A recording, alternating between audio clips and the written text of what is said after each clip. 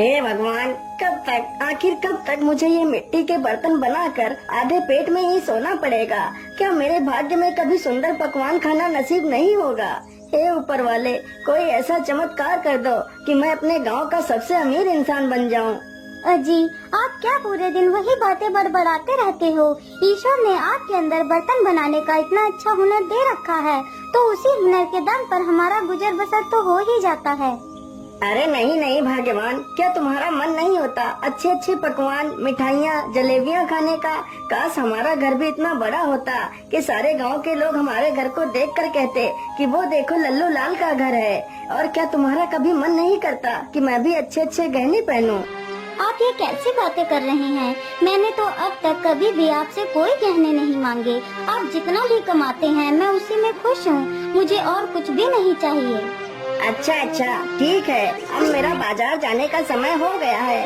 आज तो मुझे बर्तनों की अच्छी कीमत मिलेगी।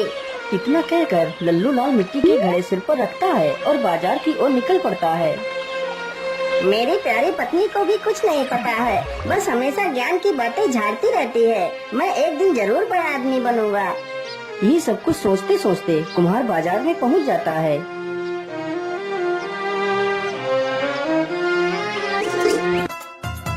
आइए भैया, बर्तन ले जाइए। देखिए कितने अच्छे बर्तन हैं। अरे भैया, यह बड़ा वाला मटका कितने रुपए का दे रहे हो? भैया जी, यह मटका सिर्फ 20 रुपए का ही है। क्या 20 रुपए?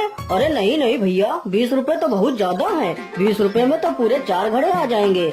हाँ, तो जाइए यहाँ से और 4 घड़े ही खरीद लो जाकर। लल्लू लाल के पास कई सारे लोग घड़ा खरीदने के लिए आते हैं, लेकिन कोई भी व्यक्ति 5 रुपए से अधिक घड़े की कीमत नहीं दे रहा था। क्या करूं? इस घड़े को तो कोई भी आदमी 20 रुपए का लेने के लिए तैयार ही नहीं हो रहा है। क्या आज फिर मुझे ये सारे घड़े 5-5 रुपए में ही बेचने पड़ेंगे? अरे भाई, यह बर्तन कितने पैसे में दे रहे हो? भैया, बड़ा वाला घड़ा 20 रुपए का है और बाकी के घड़े 10-10 रुपए में दे दूंगा। अरे नहीं भैया, बहुत महंगे घड़े बता रहे हो। मैं तो इन तीनों की कीमत सिर्फ 20 रुपए दूंगा। क्या करूं, 20 रुपए तो और किसी ने बोले भी नहीं है इन घड़ों के, या तो फिर भी 20 रुपए दे रहा है। चलो ये सारे घड़े 20 रुपए में ही बेच देता हूँ। ठीक है भैया, मैं तुम्हें ये सारे घड़े देने के लिए तैयार हूँ। लल्लू लाल पैसे ले लेता है और बाजार से चला जाता है।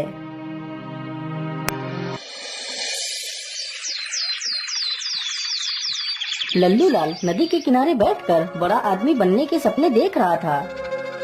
क्या करूं, कैसे बड़ा आदमी बनूं? रोज रोज मुझे बर्तन बनाना बिल्कुल भी अच्छा नहीं लगता है। अरे ये क्या? मुझे लगता है या तो कोई बोतल है। चलो इसे पानी से बाहर निकाल कर देखता हूँ। लल्लू लाल उस बोतल को पानी से बाहर निकाल लेता है।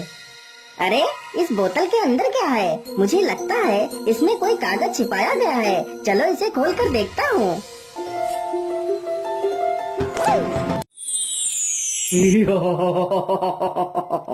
हुकुम मेरे आका, मैं तुम्हारा गुलाम हूँ। मुझे मत मारो, मैंने तुम्हारा कुछ नहीं बिगाड़ा।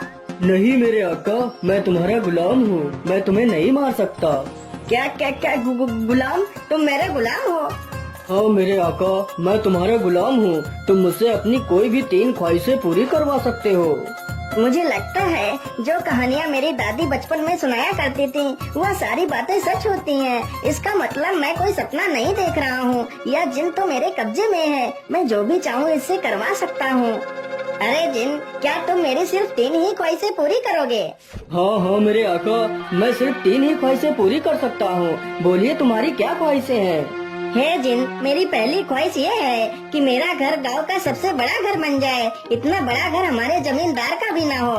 ठीक है मेरे आका, मैं तुम्हारी पहली ख्वाहिश को पूरा कर देता हूँ।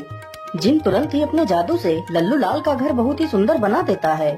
मेरे आका, मैंने तुम्हारा घर बहुत ही आलीशान बना दिया है। मांगिए आका, तुम्हारी दूसरी ख्वाहिश क्या है? क्या मांगू? अभी तो मुझे कुछ समझ ही नहीं आ रहा। मैं इस जिन से और क्या मांगू? अरे मेरे जिन, मैं अपनी दूसरी ख्वाहिश अभी नहीं मांग सकता। मैं अपनी दूसरी ख्वाहिश तुम्हें सोच कर बताऊंगा। ठीक है मेरे आका, जैसी तुम्हारी मर्जी। तुम बाद में सोच कर अपनी ख्वाहिश मुझे बता देना। अब तुम्हारे पास सिर्फ 2 ही ख्वाहिशें बची हैं। चलो चलो, मैं जल्दी से यहाँ से अपने घर चलता हूँ और देखता हूँ मेरा नया घर कैसा बना है। लल्लू लाल जल्दी से अपने घर जाता है तो देखता है उसका घर अब झोपड़ी से बदलकर एक आलीशान बंगला बन गया है। यह देखकर लल्लू लाल की खुशी का कोई ठिकाना ही नहीं रहता।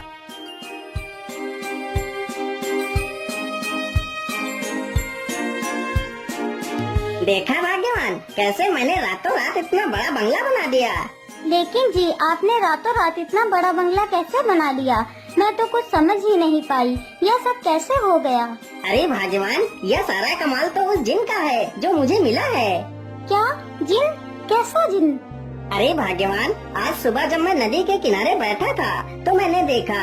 इस प्रकार लल्लू लाल पूरी कहानी अपनी पत्नी को सुनाता है। अजी, इस प्रकार कमाया हुआ धन कभी भी लाभ नहीं देता। ऐसे धन को प्राप्त कर हमें किसी मुसीबत का सामना न करना पड़े। अरे भाग्यवान, तुम तो बेकार में इतनी चिंता कर रही हो, हमें कुछ नहीं होगा। लेकिन स्वामी, हमने इतना बड़ा घर बना तो लिया है, लेकिन हमारे पास तो एक भी पैसा नहीं है। हम घर कैसे चलाएंगे? हाँ भाग्यवान, यह तो मैंने सोचा ही नहीं। काश ऐसा होता कि मैं जिस चीज को हाथ लगाता वह सोने की ही बन जाती तो कितना अच्छा होता। हमारे पास सोना ही सोना होता। अरे हाँ, क्यों ना मैं यही ख्वाहिश जिन से पूरी करवा लेता हूँ। इतना सोचकर वह तुरंत ही जिन के पास जाता है। बोलो मेरे आका, तुम्हारी दूसरी ख्वाहिश क्या है? मेरे गुलाम, मेरी दूसरी ख्वाहिश यही है कि मैं जिस वस्तु को हाथ लगाऊं वह तुरंत सोने की बन जाए। जो हुक्म मेरे आका, ऐसा ही होगा। जिन तुरंत ही अपने जादू से लल्लू लाल को ये वरदान दे देता है। मेरे आका, अब तुम जिस वस्तु को भी हाथ लगाओगे वह तुरंत सोने की हो जाएगी। मेरे आका, अब तुम्हारी बस एक ही ख्वाहिश बची है, तुम जल्दी से उसे भी पूरा करवा लो। नहीं नहीं मेरे गुलाम, मैं अपनी आखिरी ख्वाहिश बाद में मांगूंगा। इतना कहकर लल्लू लाल वहाँ से चल पड़ता है। अरे ये क्या, यह मछली तो पानी के बाहर आ गई है। बेचारी पानी के बिना तो कितना तड़प रही है। चलो चलो, जल्दी से इसे पानी में छोड़ देता हूँ। लल्लू लाल जैसे ही उस मछली को हाथ लगाता है वह मछली तुरंत सोने की बन जाती है। अरे राम राम राम, ये क्या हुआ? यह मछली तो सोने की बन गई। मैं तो भूल ही गया था कि मैं जिस वस्तु को भी हाथ लगाऊंगा वह सोने की हो जाएगी। लल्लू लाल यह सब देखकर बड़ा दुखी हो जाता है और मछली को नदी के बाहर ही डाल देता है और वहाँ से चला जाता है।